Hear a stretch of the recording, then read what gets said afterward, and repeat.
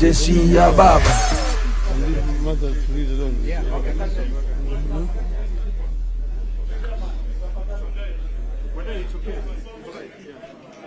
Hello. Hello. Hello. Azimio. Azimio. Azimio. Asante. Members of the media, we have a statement as Azimio following a very long day that we have endured today. And this statement is going to be read.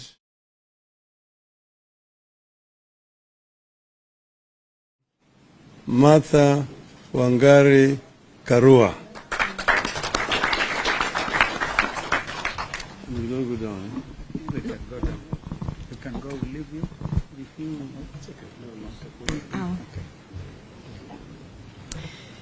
Yesterday, we made our final pronouncement regarding the protests that have taken place today. We said the protests would be peaceful and in strict compliance with our Constitution.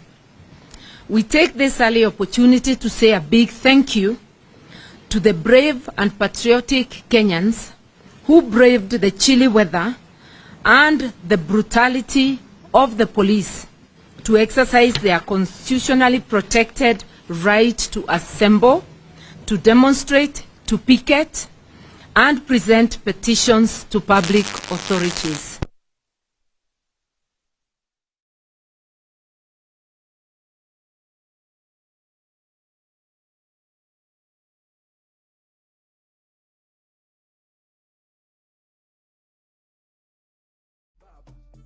Sini wa baba, baba, baba, jeshi ya baba.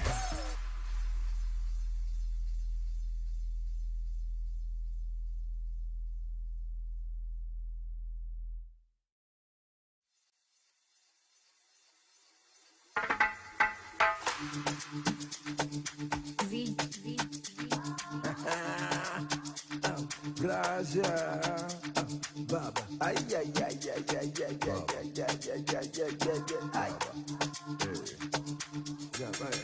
Sini wa baba, baba, jeshi ya baba, baba. Sini wa baba, baba, jeshi ya baba, baba. Sini wa baba, baba, baba, jeshi ya baba, baba, baba. Sini wa baba. Okay, we go on now. We begin. Yesterday we made our final pronouncement regarding the protests that have taken place today. We said the protests would be peaceful and in strict conformity with our Constitution. We take this early opportunity to say a big thank you to the brave and patriotic Kenyans who braved the chilly weather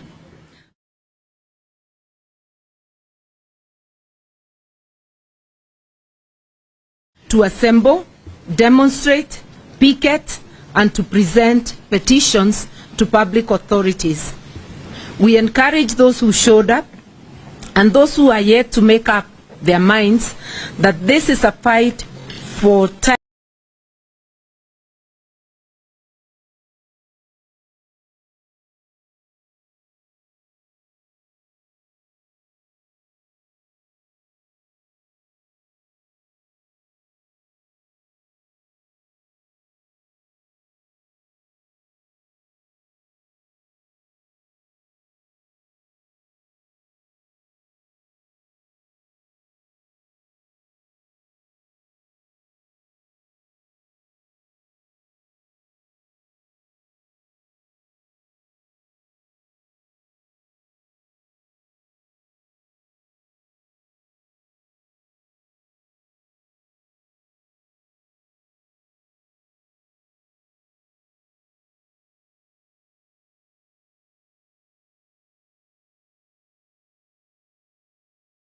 timeless values of freedom were unleashed to cause mayhem and destroy property and blame it on our peaceful protests. These hooligans, who we are aware were acting under the command of one Rigathi Gachagua and Moses Kuria, were identified and recruited at a meeting in Thika a few days ago. They were then ferried to Nairobi last night. They have beaten up innocent citizens going about their normal activities, stoned motorists and burnt vehicles in a vain attempt to make or to fulfill the prophecies of Kenya Kwanza, claiming that our demonstrations are not peaceful. Unfortunately, because of the mayhem, we were not able to present the critical petitions to the 4 offices as planned. As we said yesterday, we intended to present petitions to the IEBC showing that the results it announced last August were doctored and demand an audit of the servers. We also intended to petition against the sacking of the 4 commissioners. The sacking presents a dangerous precedent in which all future elections, all commissioners will be expected to agree with the chairperson, effectively making elections a one-person show. Actually, it's criminalizing dissent by a commissioner within a commission or even one person within a board. We also intended to petition office of the president, and I'm saying this very deliberately, the office of the president, with evidence that the cost of food, fuel, electricity, and fees remain unacceptably high. Further, we wanted to petition that office to desist from destroying political parties. And I've emphasized, because we are saying there is an illegitimate regime, we separate the office from persons. The 3rd office we were to visit is the National Treasury, where we wanted to petition for the immediate release of all funds owed to counties and for the timely payment of salaries to all civil servants. The 4th office we were to visit is the Public Service Commission, where we planned to demand that appointments to public offices be done purely on merit and inclusivity, not tribe, as is presently the case. We strongly feel that it is immoral and criminal in a country of close to 50 communities for appointments to go only to members of one community. Unfortunately, our members of parliament who were on their way to the office of the president to begin the presentation of the petitions were not allowed to access this public office, for which we pay with our taxes. Despite being peaceful and unarmed, they were met with tear gas and gunshots and other forms of brutality. We know why we could not be allowed to present a petition to OP on cost of food. There has been an attempt by the illegitimate Kenya Kwanza regime to mislead the people of Kenya that the cost of unga has come down. The truth is that it has not, and we wanted to prove it.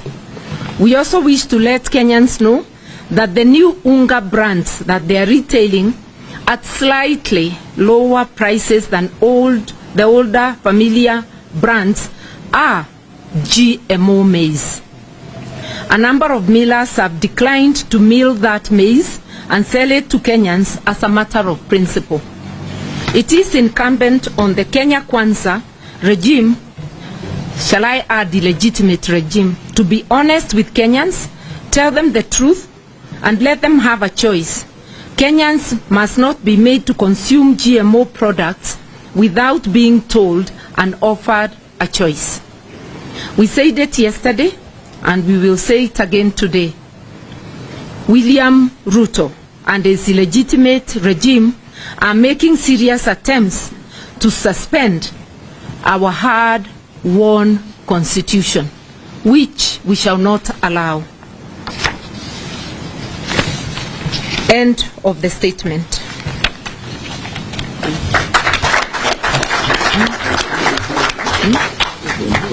Kioni probably was to add. But we have something to add, that the goons hired are principally from the Kikuyu community. And they are the same goons that had been hired to attack the Northlands farm, also to attack East Africa Spectre. And it is terrible to prey on unemployed and poverty-stricken members of the Kikuyu community. My colleagues from Mount Kenya, Mr. Kioni and Mwangi Wairia, we will make that statement.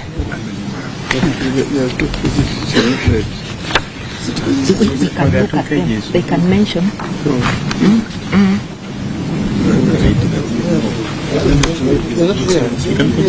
We shall not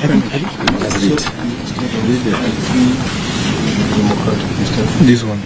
Okay, I am told there is a page that was missing.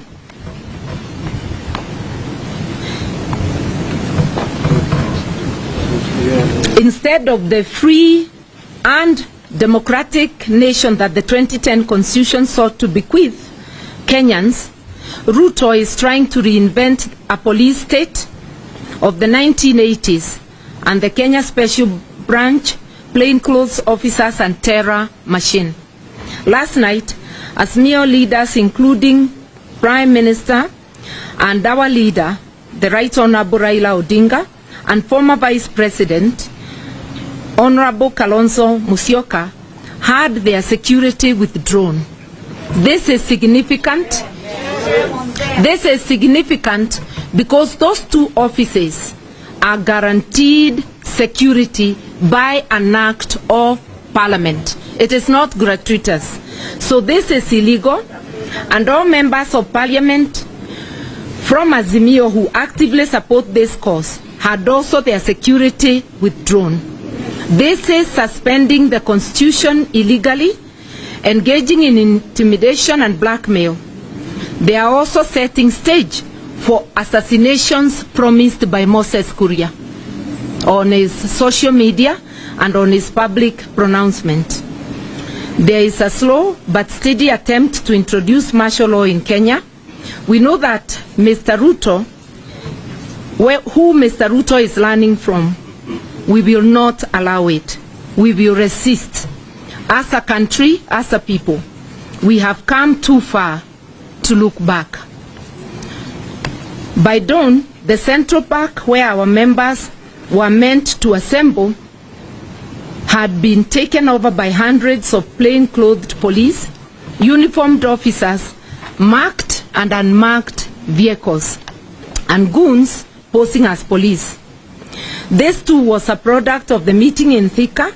It was a pursuit of the prediction by Moses Kuria that in the course of these protests, Ali Harvey Oswald would emerge and assassinate Azimio leader, as was done with President J.F. Kennedy.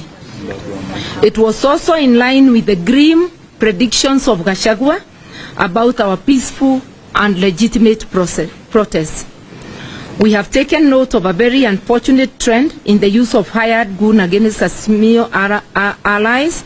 It's youths from central Kenya who are being used to fight other Kenyan communities. It is youths from central Kenya who are used to invade Northland Farm, beginning of these protests, at the beginning of our protests, and these are the ones who are used to invade Jubilee headquarters recently. They are the ones being told to attack homes of their leaders, and they are the ones who have been used today to attack people and property in different parts of Nairobi. Central Kenya youths are being antagonized with other communities before being eventually isolated and dumped. Despite these developments, we are energized that Kenyans are determined to claim their country. We are marching on. Tomorrow we take a break, strategize and recharge.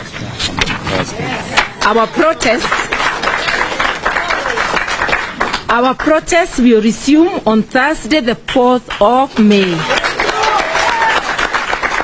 Same meeting, same offices, same petition, same people.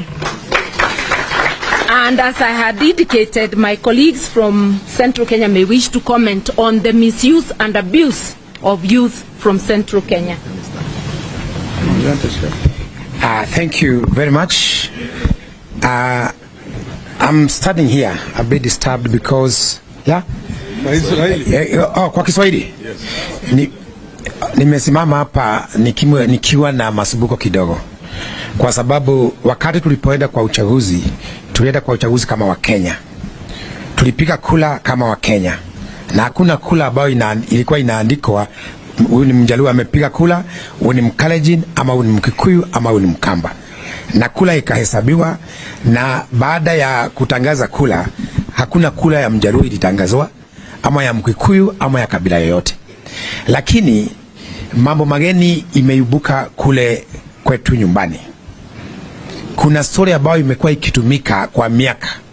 Kila wakati wa uchaguzi mambo ya ukabila inawekwa, kwa sababu watu wanajua kwamba wananchi wa kawaida ukiwaelezea mambo ya kabila nyingine ambayo hawaja kunywa chai pamoja, hata hawajuani, wataona kama wanyama, kwa sababu wao wanakanga kwa nyumba, wanachuna majani chai na wanachuna kahawa.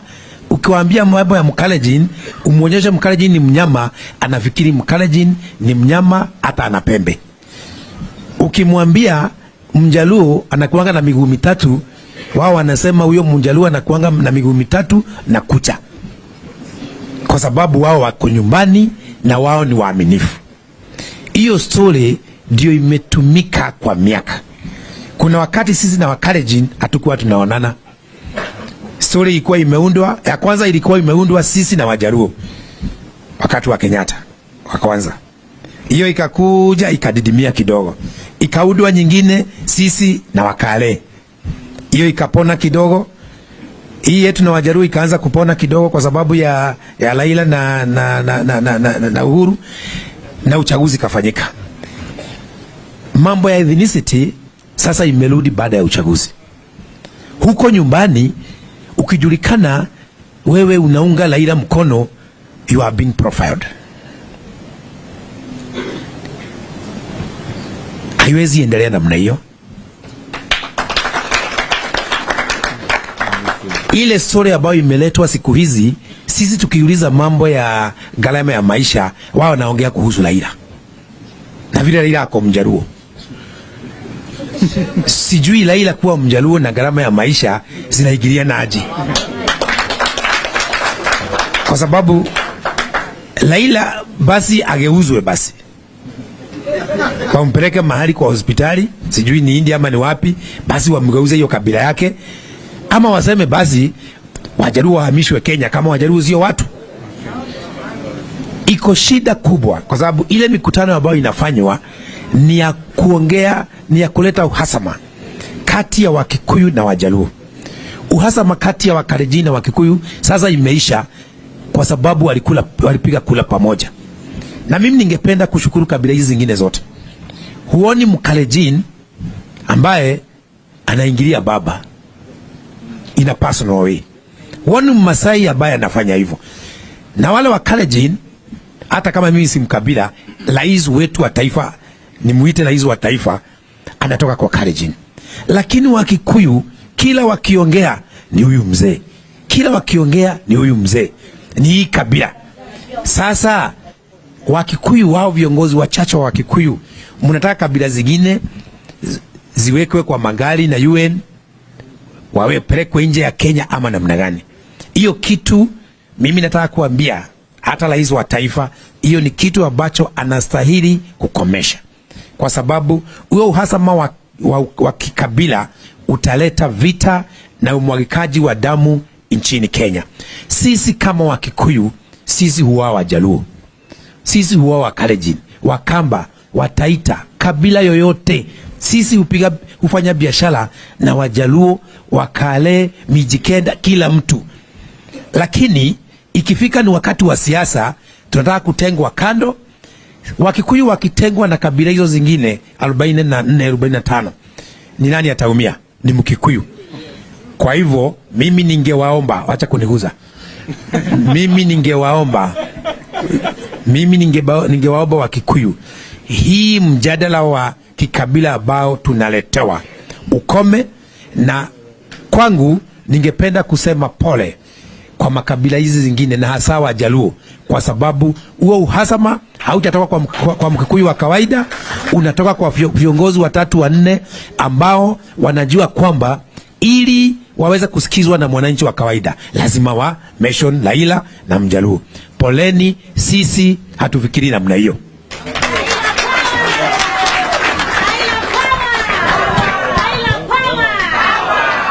Tarehe 26 mwezi wa 3, viongozi walikutana kwa Moses Kuria. Kati ya wao viongozi ilikuwako Ichung'wa, ilikuwako Didi Nyoro, na sasa wamepata mpango ya kando ya Kanini Kega na Sabina. Kiongozi wa hii squad ni Rigathi Gachagua. Wakapanga kufamia chamba ya Northlands, wakapanga kufamia industrial complex ya Spectre industrial area, na wakafamia. Walikuwa wamesanya vijana wa Kikuyu kwa nyumba ya Moses Kuria. Alafu baada ya hiyo wakakuja wakafamia wale, na mimi nilikuwa pale Jubilee headquarter. Yule kijana pia ilikuwako Theuri, ule alikuwa mbunge juzi wa kule Ebakazi. Wale the same faces, wale walikuwa Northlands, ndio walikuja Jubilee headquarter, na ndio walienda Spectre Industrial Center kule industrial area. Tarehe 30 mwezi wa 4 wamekuwa mkutano kule Thika wakicherekea muibaji mmoja ambaye anaitwa Kigodha. Kule kulikuwa pia Moses Kuria, Ichung'wa, Didi walikuwa pale, Rigathi walikuwa pale, na ndio waliongea na wakasema ya kwamba wamekubali kutumia muda wao ambao uliombaki wakiwa kotini kukesi kama mmoja wa viongozi wa Azimio ameuawa. Yaani wanasema auawe, wao watakuwa kotini miaka yao yote wakitetea hilo jambo. Hii mkutano pia ilifanywa kule Kikuyuni na vijana ambao walikuwa wanaongeleshwa ni wa Kikuyu. Jana usiku tumemwona kijana ambaye anaitwa Makidong. Wanamjua wale akina Rado, wanamjua hapa. Jana walikuwako na mwingine alikuwako wakienda pamoja na Arosho.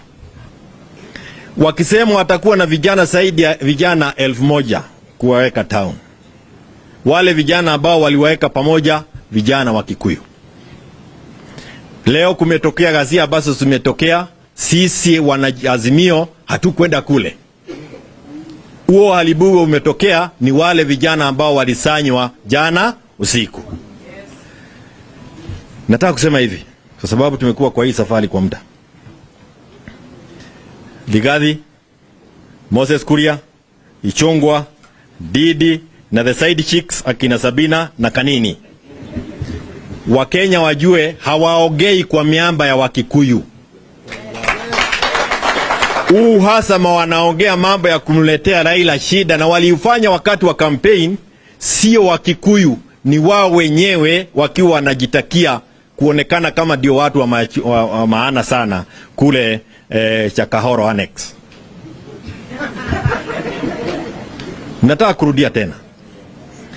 Wakikuyu kutoka Mount Kenya wao wako na shida pia ya gharama ya maisha. Watoto wao hawaendi shule kwa sababu hawana uwezo wa kulipa school fees. Gharama ya stima iko juu. Wao pia wanataka kuona sava inasema nini. Kwa hivyo nyinyi wa Kenya mnapowaona wao 4 5 wakiongea, msiweke Wakikuyu pale. Sisi Wakikuyu tumekubali kuishi na jamii zingine zote Kenya hii kwa sababu wao ni wa Kenya kama sisi, na ndio tulisema na wakakataa. Sasa ndio wanajisemesha one man one vote one sharing. Sasa ndio wanasikia Gachagua akianza kusema, kwa sababu anajua watu wa Mount Kenya wanaelewa hivyo ni kusema nini, kusema sisi wote ni sawa. Tunampenda, viongozi wote wako hapa, na hatujali kusema huyu ni Mjaruo, huyu ni Mkalenjin, huyu ni nini, hatujali hayo. Na mwisho, ujinga gani? Kwani hamuoni nyinyi watu 6 Wakikuyu 6 Wakalenjin wenye wako kwa serikali wamewaondokea, nyinyi ndio mnatumiwa kama pubafu kuharibu Kenya mzima. Kenya mzima, mdomo yenu ndio inaharibu Kenya mzima, inaleta utata kwa Wakenya. Hamuongei kwa miamba ya Wakikuyu, mjue kuanzia leo, na kama hamkubali tukutane Stadium Nyeri tuone nani ataongea.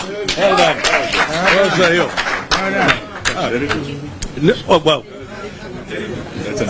No, unless you really want to hear it in English. But all we are saying, these 5 or 7, 6 individuals do not represent the views of the Kikuyu community. These are 5 individuals whose leadership credentials are in doubt and who want to paint the Kikuyu community in bad light. And we want to say to the whole republic and to the international community that these fellows do not represent the views of the community of Kikuyu. Asanteni sana.